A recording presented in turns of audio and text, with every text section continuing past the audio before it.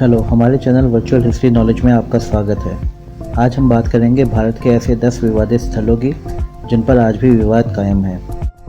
अगर आपको हमारा वीडियो अच्छा लगे तो हमारे वीडियो को लाइक, शेयर और सब्सक्राइब करना ना भूलें। चलिए वीडियो शुरू करते हैं। कंबोडिया के अंकोर वाट मंदिर को हम देखते हैं तो पता चलता है कि भारत गुप्तकाल में किस सुंदरता के साथ खड़ा था। 7वीं सदी के पहले भारतीय लोग शांत और सुरक्षित जीवन जी रहे थे। लड़ाइयाँ थी, लेकिन लड़ाइयों का तरीका और वजह अलग थी। इससे पहले गुप्तकाल को भारत का स्वर्ण काल कहा जाता है। इससे पूर्व बौद्ध काल में भारत ने दर्शन, विज्ञान और ज्ञान की नई ऊंचाइयों को छुआ था। लेकिन हर्षवर्धन के जाने के बाद भारत का भाग्य पलट गया। विदेशी आक्रांताओं ने भारत को खंडहर में बदल दिया। भारत पर यूनानी, मंगोल, ईरानी, इराकी, पुर्तगाली, फ्रांसीसी, मुगल और अंग्रेज ने राज किया। ये सभी विदेशी थे। इनके शासनकाल में जहां भारतीय गौरव को नष्ट किया गया, वहीं बड़े पैमाने पर धर्मांतरण भी हुआ। आज भी इन विदेशी आक्रांताओं के चिन्ह मौजूद हैं। इन विदेशी आक्रांताओं ने भारत में अपने जीत के चिन्ह बनवाए, जिससे उनकी शक्ति का प्रदर्शन हो सके। आज का वीडियो इन्हीं शक्ति प्रदर्शन के लिए बनाए गए चिन्हों पर है। इन चिन्हों पर काफ़ी विवाद रहा है। कुछ का मानना है कि ये चिन्ह आक्रांताओं ने बनवाए थे और कुछ का मानना है कि ये चिन्ह भारतीय राजाओं द्वारा बनाए गए थे, जिनको आक्रांताओं ने अपने धर्म के हिसाब से तोड़कर फिर बनवाया, जिससे उनकी शक्ति का प्रदर्शन हो सके। वैसे तो हजारों विवादित स्थल हैं, उनमें से कुछ को तोड़ दिया गया था, जैसे नालंदा और तक्षशिला के विश्वविद्यालय। चलिए जानते हैं कि भारत में ऐसे कौन से 10 स्थल या स्मारक हैं जो पहले बौद्ध, गुप्त और राजपूत काल में बनवाए गए थे। पहला है ताजमहल। आगरा का ताजमहल भारत की शान और प्रेम का प्रतीक माना जाता है। उत्तर प्रदेश का तीसरा बड़ा जिला आगरा ऐतिहासिक रूप से काफ़ी महत्वपूर्ण है। भारतीय इतिहास में ये लिखा गया है कि ताजमहल शाहजहां ने मुमताज़ के लिए बनवाया था। वह मुमताज़ से प्यार करता था। दुनिया भर में ताजमहल को प्रेम का प्रतीक माना जाता है, लेकिन कुछ इतिहासकार इससे इत्तेफाक नहीं रखते। उनका मानना है कि ताजमहल को शाहजहां ने नहीं बनवाया था, वह तो पहले से बना हुआ था। उसने इसमें फेरबदल करके इसको इस्लामिक लुक दिया। दरअसल यह हिंदुओं का तेजो महाल्य था। शब्द ताजमहल के अंत में आए महल मुस्लिम शब्द में है ही नहीं। अफगानिस्तान से लेकर अल्जीरिया तक किसी भी मुस्लिम देश में एक भी ऐसी इमारत नहीं जिसे कि महल के नाम से पुकारा जाए।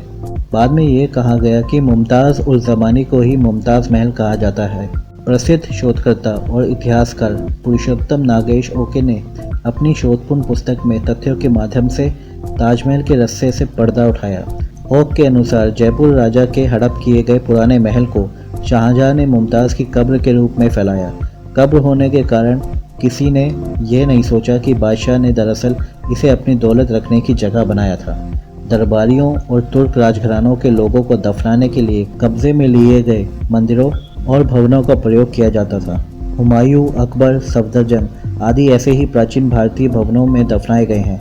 बाद में हिंदू से मुसलमान बने लोगों के लिए कब्रिस्तान बनाए गए। दूसरा है कुतुब मीनार। कुतुब मीनार को पहले विष्णु स्तंभ कहा जाता था। इससे पहले इसे सूर्य स्तंभ कहा जाता था। इसके केंद्र में ध्रुव स्तंभ था, जिसे आज हम कुतुब मीनार कहते हैं। इसके आसपास 27 नक्षत्र के आधार पर 27 मंडल थे। चंद्रगुप्त द्वितीय के आदेश से यह बना था। ज्योतिष स्तंभों के अलावा भारत में कीर्ति स्तंभ बनाने की परंपरा भी रही है। आज भी देश में ऐसे कई स्तंभ हैं, लेकिन कुतुब मीनार से बड़े नहीं। राजस्थान के चित्तौड़गढ़ में भी एक ऐसा ही स्तंभ है। ऐसा भी कहते हैं कि समुद्रगुप्त ने दिल्ली में एक वेधशाला बनाई थी। यह उसका सूर्य स्तंभ है। कालांतर में अग्नपाल तोमर और पृथ्वीराज चौहान के शासन के समय से उसके आसपास कई मंदिर और भवन बने, जिन्हें मुस्लिम हमलावरों ने दिल्ली में घुसते ही तोड़ दिया। कुतुबुद्दीन ने वहां कुतुब उल इस्लाम नाम की मस्जिद का निर्माण कराया और इल्तुतमिश ने उस सूर्य स्तंभ में तोड़फोड़ करके उसे मीनार का रूप दे दिया था। कुतुब मीनार की चारदीवारी में खड़ा हुआ एक लौह स्तंभ। दिल्ली के कुतुब मीनार के परिसर में स्थित यह स्तंभ 7 मीटर ऊंचा है। इसका वजन 6 टन है। इसे गुप्त साम्राज्य के चंद्रगुप्त द्वितीय ने लगभग 1600 वर्ष पूर्व बनवाया। यह लौह स्तंभ प्रारंभ से ही यहीं था। सवाल उठता है कि क्या यह लौह स्तंभ भी कुतुबुद्दीन ऐबक ने बनवाया था? इतनी बड़ी मीनार जब बनी होगी तो यदि यह स्तंभ पहले से यहाँ रहा होगा तो उसी समय से हट जाना चाहिए था। ये माना जाता है कि कुव्वत उल इस्लाम मस्जिद और कुतुब मीनार के परिसर में 27 हिंदू मंदिरों के अवशेष आज भी मौजूद है। महरौली स्थित लौह स्तंभ जंग लगे बिना विभिन्न संघर्षों का मूक गवाह रहा है और राजपूत वंश के गौरव और समृद्धि की कहानी को बयां करता है। कहते हैं कि इतिहास उसी की कहानी लिखता है जो जीतता है या शासन करता है। लाल किला किसने बनवाया था? अगर ये सवाल पूछा जाए तो भारतीय कहेंगे शाहजहां ने। मुगल काल में किसी भी किले को लाल किला नहीं कहा जाता था। मुगल काल में इस किले को लाल किला नहीं कहते थे, इसे लाल हवेली कहते थे। कुछ इतिहासकारों के अनुसार इसे लालकोट का एक पुराना किला या हवेली बताते हैं, जिसे शाहजहां ने कब्जा करके इस पर तुर्क छाप छोड़ी थी। दिल्ली का लालकोट क्षेत्र हिंदू राजा पृथ्वीराज चौहान की 12वीं सदी के अंतिम दौर में राजधानी थी। लालकोट के कारण ही इसे लाल हवेली या लालकोट का किला कहा जाता था। बाद में लालकोट का नाम बदलकर शाहजहानाबाद कर दिया गया था। लालकोट अर्थात लाल रंग का किला, जो कि वर्तमान दिल्ली क्षेत्र का प्रथम निर्मित नगर था। इसकी स्थापना तोमर शासक राजा अंकपाल ने 1060 में की थी। इतिहासकार मानते हैं कि शाहजहां 1627 से 1658 ने जो कारनामा तेजो महल के साथ किया, वही कारनामा लालकोट के साथ। लाल किला पहले लालकोट कहलाता था। दिल्ली का लाल किला शाहजहां के नाम से सैकड़ों साल पहले महाराजा अनंगपाल तोमर द्वितीय द्वारा दिल्ली को बसाने के क्रम में ही बनाया गया था। महाराजा अनंगपाल तोमर द्वितीय अभिमन्यु के वंशज तथा महान पृथ्वीराज चौहान के नाना जी थे। शाहजहां ने 1638 में आगरा से दिल्ली को राजधानी बनाया तथा दिल्ली के लाल किले का निर्माण प्रारंभ किया। अनेक मुस्लिम विद्वान इसका निर्माण 1648 ईसा पूर्व में मानते हैं, लेकिन ऑक्सफोर्ड बॉलिडियन पुस्तकालय में एक चित्र सुरक्षित है जिसमें 1628 में फारस के राजदूत को शाहजहां के राज्याभिषेक पर लाल किले में मिलते हुए दिखाया गया है। यदि किला 1648 ईस्वी में बना तो यह चित्र सत्य का अनावरण करता है। इतिहास के अनुसार लाल किले का असली नाम लालकोट है, जिसे महाराजा अनंगपाल द्वितीय द्वारा सन 1060 ईस्वी में बनवाया गया था। बाद में इस लाल कोट को पृथ्वीराज चौहान ने दोबारा बनवाया था। लाल किले को एक हिंदू महल साबित करने के लिए आज भी हजारों साक्ष्य मौजूद हैं। यहाँ तक कि लाल किले से संबंधित बहुत सारे साक्ष्य पृथ्वीराज दासों में मिलते हैं। 11 मार्च 1783 को सिखों ने लाल किले में प्रवेश कर दीवाने आम पर कब्जा कर लिया था। नगर को मुगल वजीरों ने अपने सिख साथियों को समर्पित कर दिया था। उसके बाद इस पर अंग्रेजों ने कब्जा कर लिया था। चौथा है आगरा का किला। उत्तर प्रदेश के आगरा में स्थित आगरा का किला यूनेस्को की विश्व धरोहर स्थलों की सूची में दर्ज है। इस किले में मुगल बादशाह बाबर, हुमायूं, अकबर, जहांगीर, शाहजहां व औरंगजेब रहते थे। यहीं से उन्होंने आधे भारत पर शासन किया। ये सभी विदेशी थे जिन्हें भारत में तुर्क कहा जाता था। आगरा का किला मूलतः एक ईंटों का किला था जो चौहान वंश के राजपूतों के पास था। इस किले का पहला विवरण 1080 ईस्वी में आता है, जब महमूद गजनवी की सेना ने इस पर कब्जा कर लिया था। पुरुषोत्तम नागेश ओके की किताब आगरे का लाल किला हिंदू भवन है में भी इसका जिक्र है। सिकंदर लोदी 1487 से 1570 ने इस किले में कुछ दिन गुजारे थे। लोदी दिल्ली सल्तनत का प्रथम सुल्तान था। उसकी मृत्यु भी इसी किले में 1517 में हुई थी। इसके बाद उसके पुत्र इब्राहिम लोदी ने गद्दी संभाली।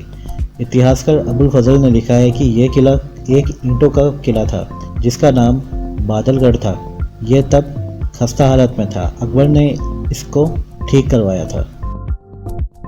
पांचवा है 2.5 दिन का झोपड़ा। माना जाता है कि ख्वाजा साहब 1161 ईस्वी की दरगाह में एक फ्लांग आगे त्रिपोली दरवाजे के पास पृथ्वीराज चौहान के एक पूर्वज द्वारा बनाए गए 3 मंदिरों के परिसर में एक सांस्कृतिक पाठशाला थी, जिसकी स्थापना पृथ्वीराज चौहान के पूर्वज विग्रहराज तृतीय ने लगभग 1158 ईस्वी में की थी। वह साहित्य प्रेमी था और स्वयं नाटक लिखता था। उनमें से एक हरकेली नाटक काले पत्थरों पर लिखा गया, जो अजमेर स्थित अकबर किला के राजपूताना संग्रहालय में आज भी मौजूद है। पिछले 800 वर्षों में यह परिसर 2.5 दिन का झोपड़ा नाम से विख्यात है।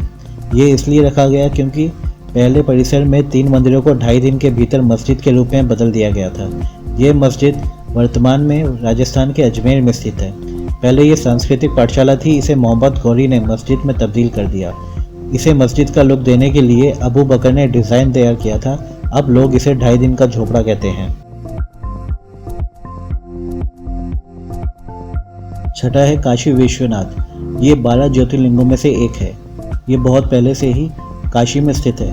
यह स्थान शिव और पार्वती का आदि स्थान है, इसलिए आदिलिंग के रूप में अविमुक्तेश्वर को ही पहला लिंग माना जाता है। इसका उल्लेख महाभारत और उपनिषद में भी किया गया है। ईसा पूर्व 11वीं सदी राजा हरिश्चंद्र ने जिस विश्वनाथ मंदिर को फिर से बनवाया था, उसको ही बाद में सम्राट विक्रमादित्य ने रख रखाव करवाया था।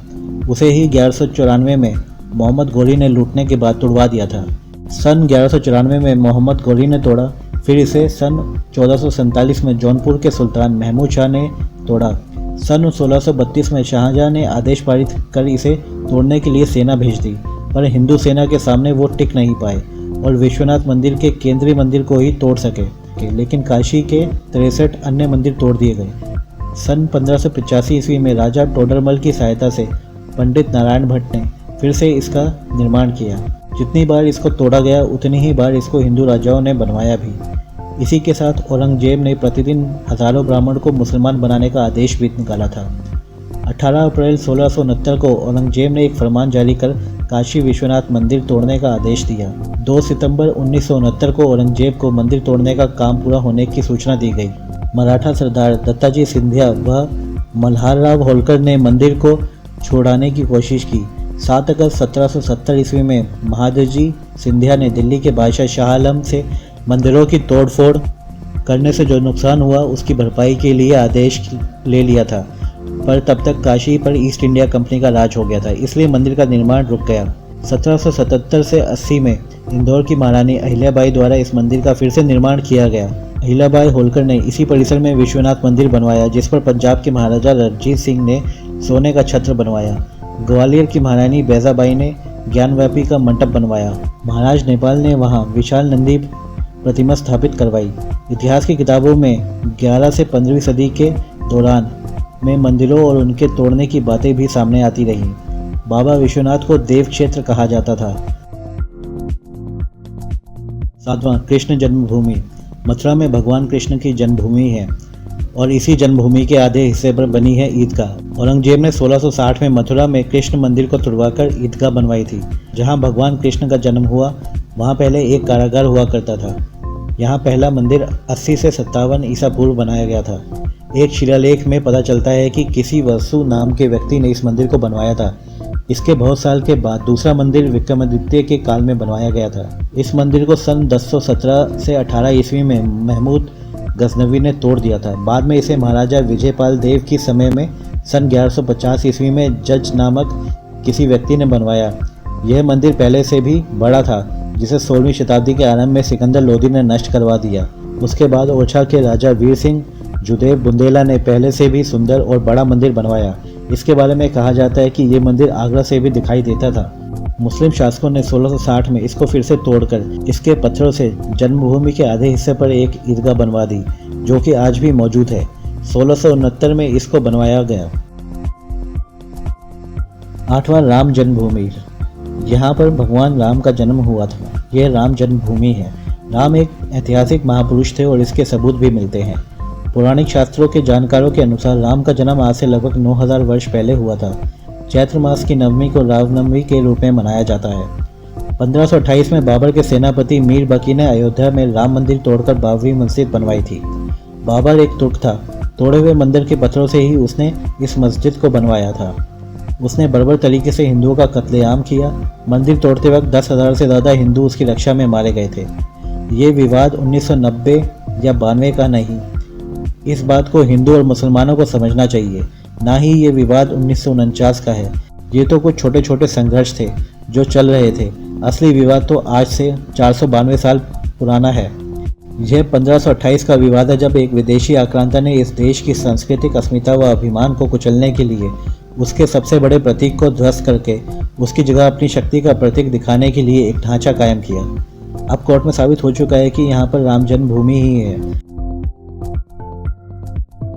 9वां है भोजशाला। धार, भोपाल और उज्जैन भोज राजाओं की राजधानी थी। राजा भोज सरस्वती के उपासक थे, इसलिए उन्होंने धार में सरस्वती का एक भव्य मंदिर बनवाया था। सन 1034 में मां सरस्वती की अनूठी मूर्ति का निर्माण कराकर भोजशाला में स्थापित किए गए थे। तभी से वसंत पंचमी के दिन सरस्वती जन्मोत्सव मनाया जाता है। कुछ इतिहासकार ने बताया कि 1305 में इस भोजशाला मंदिर को अलाउद्दीन खिलजी ने तुड़वा दिया था। भोजशाला के एक भाग पर 1401 में दिलावर खां गौरी ने मस्जिद बनवाई थी। सन 1514 में महमूद शाह खिलजी ने बाकी के बचे हुए भाग पर भी मस्जिद बनवा दी। मांडव। राजा भोज का नाम तो आप सबने सुना होगा। पूरे मांडव को परमार वंश के राजा ने बसाया था। यहाँ के सभी महल और स्मारक परमार वंशियों ने बनवाए थे। संस्कृत में मंडप दुर्ग, हिंदू में मांडव जैन साहित्य में मांडवगढ़, उर्दू में मांडू आदि नामों से भी इस नगर को जाना जाता था। पहले यह मांडव ऋषि की तपोभूमि था। यह मालवा के परामल राजाओं की राजधानी रहा था। यह इंदौर से लगभग 90 किलोमीटर दूर है। मांडू विंध्य की पहाड़ियों में 2000 फीट की ऊंचाई पर है। होशांग शाह मालवा का प्रथम सुल्तान था, जिसने राजा भोज द्वारा बनाए गए स्मारकों, स्तंभों, बावड़ियों, मंदिर आदि सभी भव्य स्थलों को तोड़ा और कुछ का इस्लामीकरण किया। इसके लिए खासकर राजा भोज के प्रमुख नगर उज्जैन, धार, मांडव, भोपाल, ग्वालियर, रायगढ़, जबलपुर आदि को चुना। मांडव में मलिक मुस्लिम की मस्जिद और दिलावर खां की मस्जिद है, जिसका निर्माण भी हिंदू और जैन मंदिरों के समान ही हुआ। यह सामग्री धार व मालवा के अन्य हिंदू देवालयों और जैन मंदिरों के मांडव से लाई गई थी। अगर आपको हमारी वीडियो अच्छी लगे तो हमें कमेंट करके ज़रूर बताइएगा। हमारे चैनल को लाइक, शेयर और सब्सक्राइब करना ना भूलें। साथ ही बेल आइकन को दबाना भी ना भूलें, जिससे आपको हमारी आने वाली वीडियोस की नोटिफिकेशन मिलती रहे।